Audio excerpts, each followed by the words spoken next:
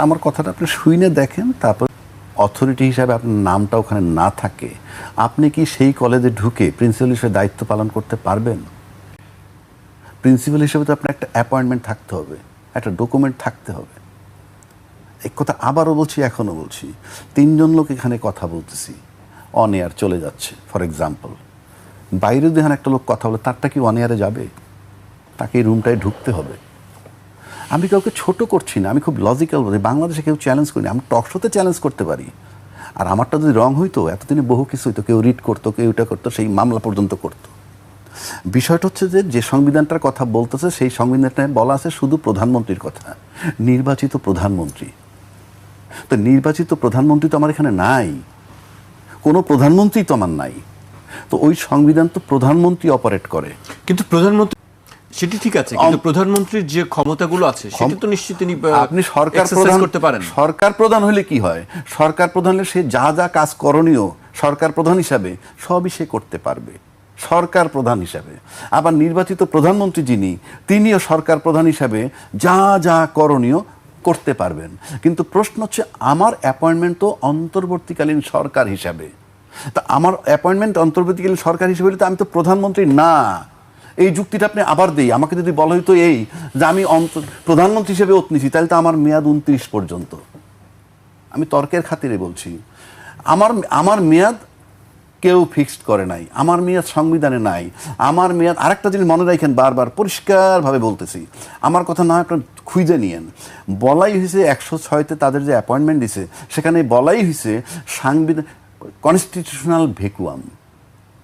এরকম constitutional vacuum যখন হয়, তখন একটা সরকার, অন্তর্বর্তীকালীন সরকার নিয়োগ দেওয়া যেতে পারে অন্তর্বর্তীকালীন সময়ের জন্যে। এই যে কনস্টিটিউশনাল ভ্যাকুয়াম, কনস্টিটিউশন মানে সংবিধান, কনস্টিটিউশনাল মানে সাংবিধানিক, ভ্যাকুয়াম মানে শূন্যতা। শূন্যতা মানে কি? নাই। তার মানে অফিসিয়ালি সংবিধানটা নাই, মানে এই কার্যক্রম করার জন্য নাই। এই জন্য সরকারটা বসানোর পর তারপরে সে কি করতেছেন বলে না, ডক্ট্রিন অফ নেসেসিটি। অর্থাৎ ইউনূস সাহেবরে বসাইলো 106, তারপরে উনি টাইম টু টাইম যেটা করছেন সেটা হলো ডক্ট্রিন অফ নেসেসিটি। অর্থাৎ এইটা হলো ডক্ট্রিন অফ নেসেসিটি। আর তাকে বসাইছে রাষ্ট্র। রাষ্ট্র বলতে বিচারপতিরা প্রেসিডেন্টের একটা প্রপোজাল চাইছে, সেই মোতাবেক বসাইছে।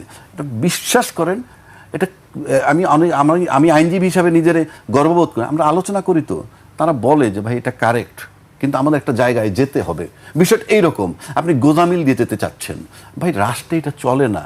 এবং এই সহজ কথাটাই আমি বলতেছি যে ইউনূস সাহেব যেটা করতেছেন সেটাই এখন সংবিধান। খ্যাতিবিদদের এই অথর্ব ইউনূস সরকার, এনজিও সরকার যে আইসা তার নিজের স্বার্থ দেখতেছে, 666 কোটি টাকা মওকুফ করছে, সব বাদ দিলাম। আপনারা তখন বলতে পারলেন না আমরা কি টাইম নষ্ট করব? সংবিধান তো বলতেছে নির্বাচন করতে হবে 90 দিনের মধ্যে, কোনো কারণে ব্যর্থ হলে আরো 90 দিন। আপনি বলছেন যে জুলাই সনদে রেস করে নাই যে আপনার 180 দিনের সর্বোচ্চ নির্বাচন দেওয়া উচিত, নাহলে ভায়োলেশন অফ কনস্টিটিউশন হচ্ছে। বলে নাই। কেন বলে নাই? বলতে পারেন নাই, তাদের ব্যর্থতা। এইবার আসেন জুলাই সনদ। জুলাই সনদের যে আইনি ভিত্তি কেন লাগবে? আপনি সংবিধানে গণভোট নাই, এটা সবাই বলে, আমিও একমত। সংবিধান মোতাবেক যেটা বললাম, ফেব্রুয়ারি 26-তে নির্বাচন হবে, সেটাও সংবিধান পারমিট করে না, সংবিধানে নাই, মেয়াদ শেষ তার।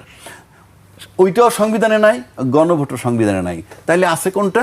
আমরা ঐক্যমত্য কমিশন বা সংস্কারের করতে গিয়ে আমরা কি মানলাম? জুলাই সনদের জন্য গণভোট লাগবে।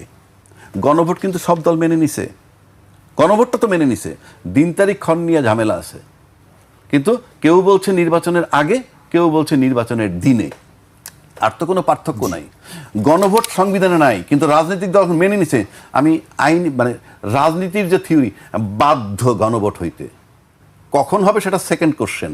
গণভোট থেকে ফেরার কোনো পথই নাই কারো, কারণ আপনি এগ্রি করছেন যে আপনি গণভোট করবেন সারা দেশে 18 কোটি লোকের সামনে। যদি এই গণভোট না হয়, রাজনীতিবিদদের মানুষের উপর মানে গণভোট না হওয়ার জন্য টাইমটা কি? গণভোট যদি আপনি আগে করেন, তাইলে জুলাই সনদের আইনি ভিত্তি হয়। আর আইনি ভিত্তি যখন হবে ওইটা, তখন জুলাই সনদের অধীনে নির্বাচনটা হবে, সেটাই হলো কৌশল। আর যদি একই দিনে হয় মানে নির্বাচন এবং গণভোট, তাহলে আপনার নির্বাচনটা কোন সংবিধানে হচ্ছে? প্রশ্ন 1। 2, পৃথিবীতে যদি কেউ নজির দেখাইতে পারে যে একই দিনে জাতীয় সংসদের নির্বাচন এবং গণভোট হয়েছে, আমার জানা নাই। কেননা আপনি গণভোটটার পারপাস কি তাইলে? গণভোটটা হওয়ার পর জুলাই সনদ আইনি ভিত্তি পাবে, তার আলোকে নির্বাচন করবেন। আপনার সংসদ যদি হয়েই যায়, তারপরে গণভোটের রেজাল্টের এফেক্টটা কি? আমার তো সংসদ হয়ে গেছে। এই সমস্ত কৌশল করা মানে সাধারণ জনগণকে ধোঁকা দেয়া। এবং সবচেয়ে আপনাকে দেখতে হবে, এই জুলাই সনদ বলেন, গণভোট বলেন, রাষ্ট্র এবং রাষ্ট্রের জনগণের জন্য ক্ষতিকর কি না এটা যদি কেউ ব্যাখ্যা দিতে পারে, আমি আর এই জীবনে টকশোতে আসবো না। তাদেরকে ব্যাখ্যা দিয়ে বুঝাইতে হবে, হ্যাঁ, গণভোট এবং জুলাই সনদের আইনি ভিত্তি দুইটাই রাষ্ট্র এবং রাষ্ট্রের জনগণের জন্য ক্ষতিকর। আপনার দলের জন্য ক্ষতিকর কিচ্ছু আসে যায় না, কিচ্ছু আসে যায় না। সব দলের জন্য ক্ষতিকর হোক, কিচ্ছু আসে যায় না। আমি চ্যালেঞ্জ ছুড়ে দিচ্ছি, ব্যাখ্যা দেখ দুটা দল, বড় দল যে দুটো আছে, ব্যাখ্যা চ্যালেঞ্জ ছুড়ে দিলাম, যেটা রাষ্ট্রের জন্য ক্ষতিকর নয়, জনগণের জন্য ক্ষতিকর নয়, সেটা হতেই হবে। আর যদি না করেন, সেটা বিট্রে করা। আমরা এগুলি অভ্যস্ত।